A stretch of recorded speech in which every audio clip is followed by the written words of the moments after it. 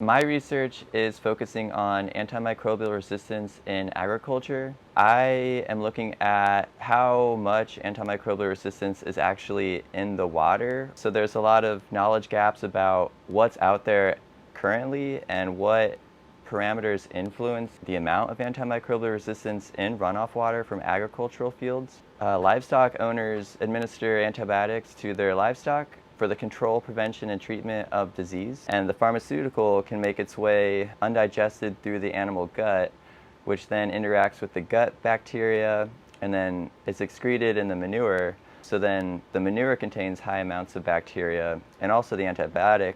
And whenever the bacteria and antibiotic interact, it creates selective pressure on the bacteria to form antimicrobial resistance, which helps them survive against the antibiotics. Then the manure held in manure storage tanks and then is applied to agricultural fields as fertilizer. So that is the main way that the bacteria and antibiotic resistance and antibiotics are introduced into the environment. So now they're held in the soil. What parameters affect the amount of antimicrobial resistance in the water? Whether that's, where the manure is coming from, what antibiotics were used on the animals, because there's a wide range of different antibiotics that livestock owners can use.